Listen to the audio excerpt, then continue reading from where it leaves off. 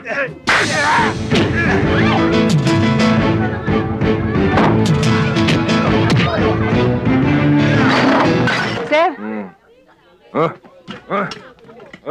Ano? Naku, sir, wala na. Tulog na lahat ng kalaban mo. Tulog na? Tulog na. Tulog na, sir. Dito tulog na rin. Oo nga. Ay, sir naman rin.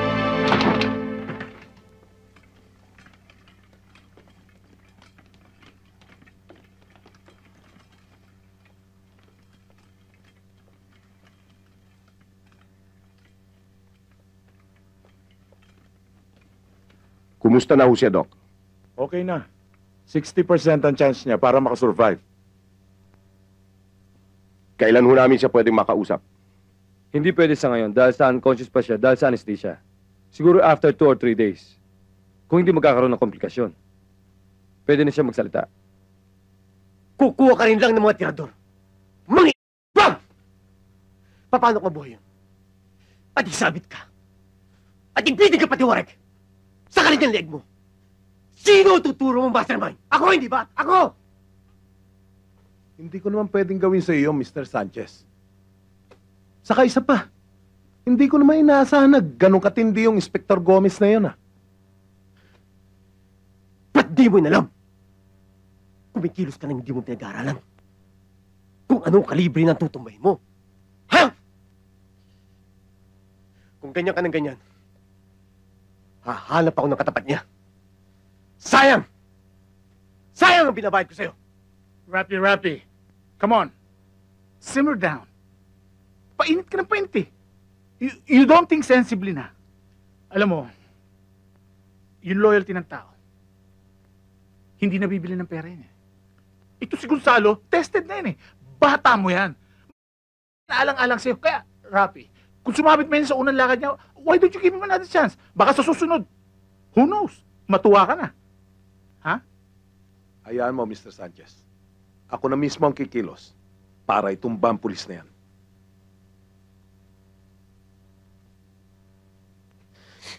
Sige. Kung hindi ka pa kinakalawang, itumba mo. Pero unahin mo yung naghihingalo sa ospital.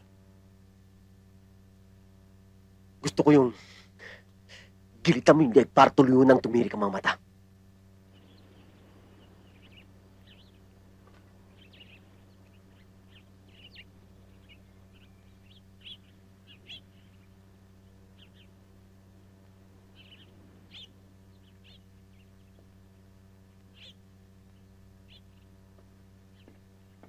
Sir?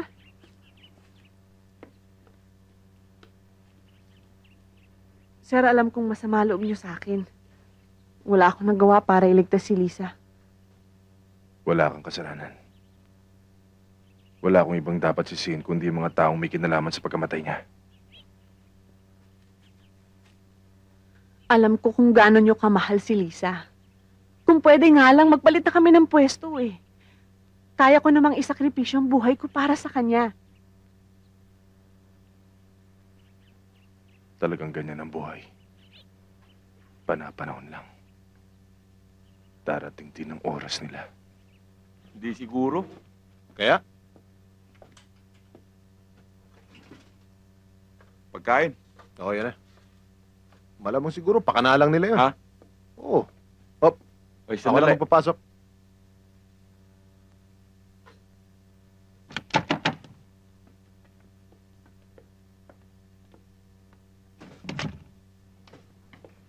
Oh, kumain ka na.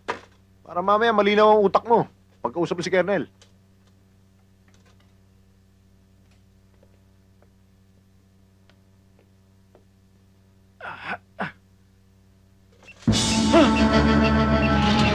Ano yun?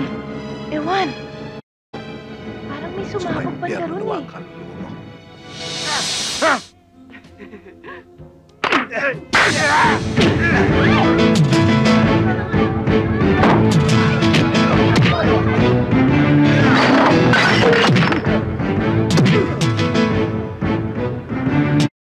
Talaga!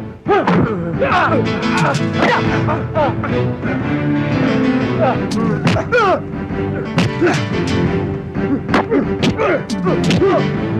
sir! Kaya mo yan! Patigaw!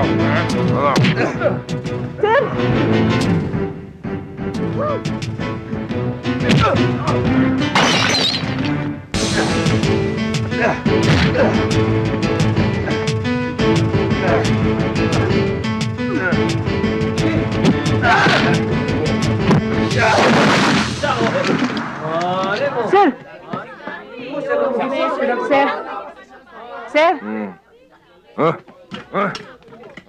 Ano? Naku! Sir, wala na. Tulog na lahat ng kalaban mo. Tulog na? Tulog na. Tulog na, sir. Dito tulog na rin. Oo nga. Ay, sir naman eh. Hindi kita kayang kargahin. Sir? Sir, gising na, sir. Oh! Bakit nandito ka? Anong ginagawa mo dito? Bakit, sir? Hindi mo na ba naalala yung nangyari sa ating kagabi? May nangyari? Bakit? May nangyari sa ating dalawa? Ha? Ay, sorry, sir. Pasensya ka na. Hindi. Magkasama tayo sa beer house. Napaaway pa nga tayo. Tingnan mo, nagkapasa ka tuloy. Lasing na lasing ka na. Hindi mo na kayang umuwi. Kaya ako na lang naghatid sa'yo rito.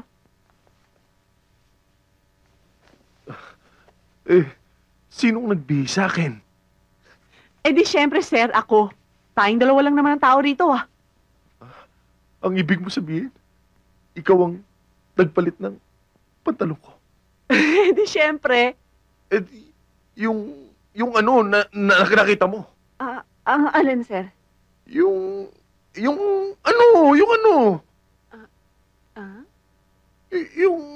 yung palaman ng pantalon ko. Yon. Ikaw naman, sir, nahiya ka pa eh. Huwag kang mag-aalala. Habang pinapalitan ko, nakaganito naman ako eh. Nakapikit ako. Nakaganito ako.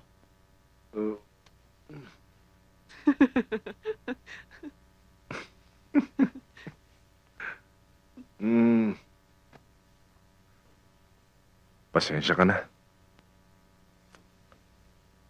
Ang laki na pala ng hirap mo sa akin. Wala yon, sir. Sino ba naman natutulong sa'yo kung di ako? At saka, nakapangako ko kay Lisa eh. Ang sabi ko sa kanya, hindi kita pababayaan. Pwede mo naman talikuran ng pangako eh. Lalo na kung nabibigatan ka na sa akin. Sir, yung bigat sa trabaho, kayang-kaya ko yun. Ang mahirap gawin, yung sumira ako sa pangako ko kay Lisa.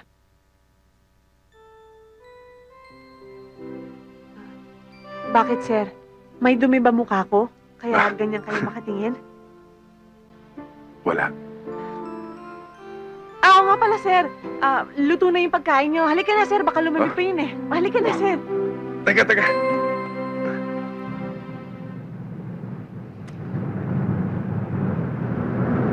Sandali. Kanina pa tayo ikot ng ikot dito, ah. Sino ba talagang hinahanap natin? Relax ka lang. Akong bahala sa'yo. Sir, si Primo to. Hindi ka laban yan. Ba't hindi ka kagad nagsasalita kasi? Pasensya na, sir. Medyo na-atraso ko. Okay lang yun. Ako ng balita. Sir, nasundan ko si Atty. Raimundo Salazar. At nalaman ko, mayroon palang pinatatakbo ang sokarera yan sa Batangas na pag-aari ni Rafael Sanchez. Ano naman ang koneksyon yan sa pinapatrabaho ko sa'yo? Malaki, sir. Ginagawa lang nilang front. Pero ang totoo nun, bagsakan nila ng epektos. Ewan ba yung impormasyon mo? Yes, ma'am. Kailangan agad malaman ni Happy to. Sige. Tara. Kung sigurado kayo sa impormasyong natanggap ninyo, ay hindi na kailangan kayo pang magtrabaho nun. Ako na magpapadala ng operative sa nasabing lugar. Sir, ang inaalala ko lang, baka maitago nilang ebidensya. Baka maulit na naman sa inyo yung ginawa nila sa akin.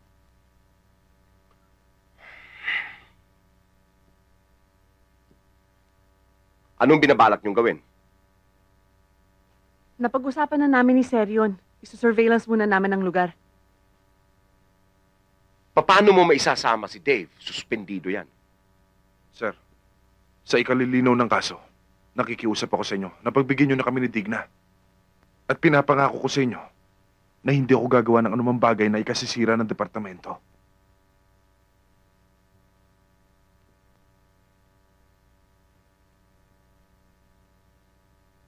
Okay, Dave.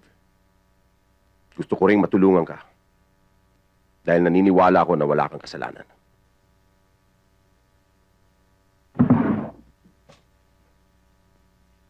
I will let you go.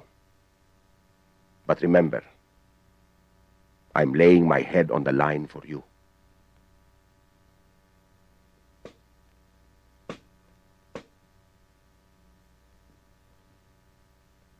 Darating si Mr. Smith sa Monday. Bulto yung bumili. Attorney, alamin mo nga kung kaya ng stock natin. I'm sorry, hindi ako pwede umalis sa Rappi kasi magkikita kami ng best friend mong si Dave Gomez sa Piskalya sa Lunes. Sorry.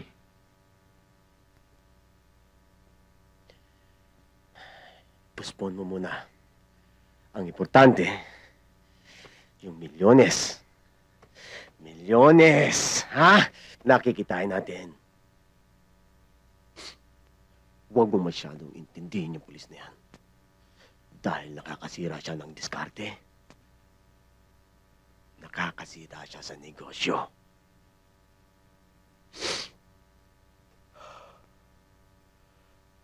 Bibigyan ko na ng ultimatum si Gonzalo.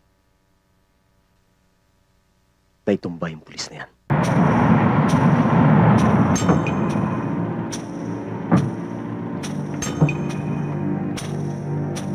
Dali, sige, buksan mo.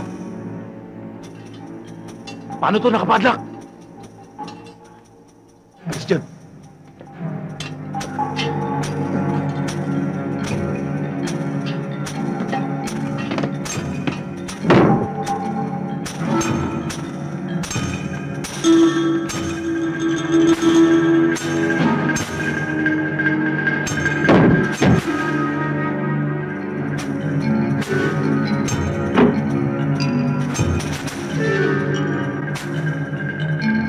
Walang tao!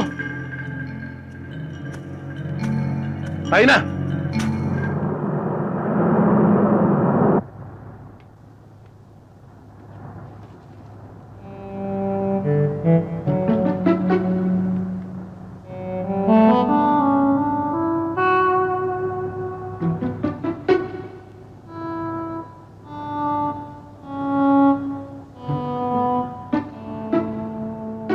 Bakit ho, Mama? Mrs., kabuanan niyo na yata. Kasi po, yung baby niyo gusto niya yata tumalon eh. Uy,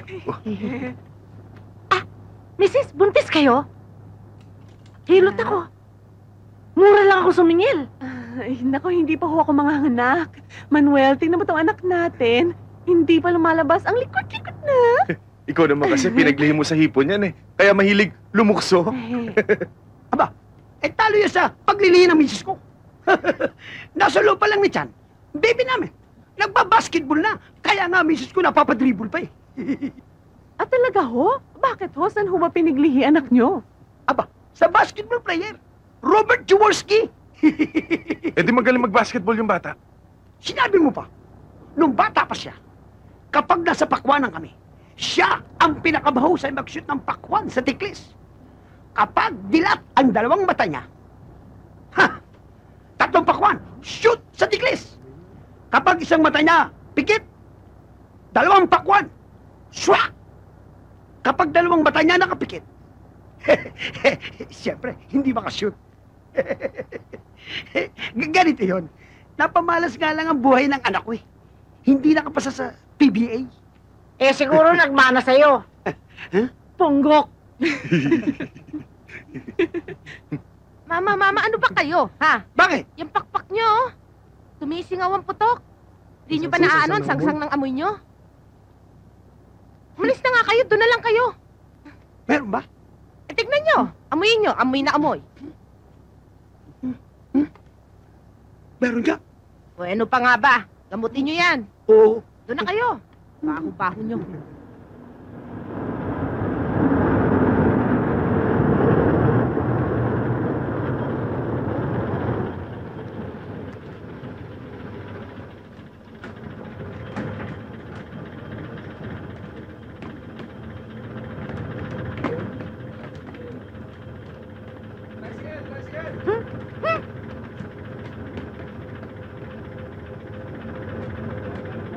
Aray, naku.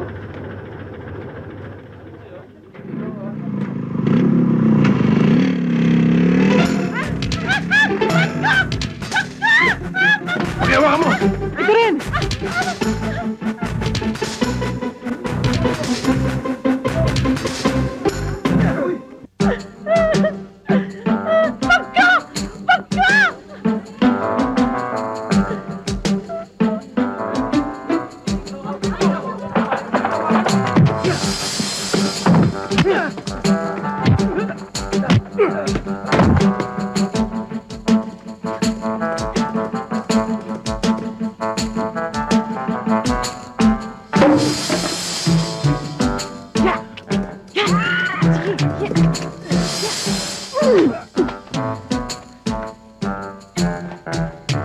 Teka, sandali! Tinan mo, oh. Buntis ako.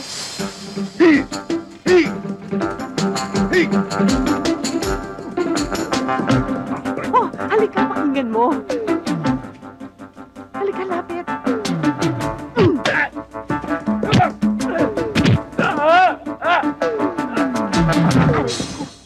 Sakit nun, ah. Liga!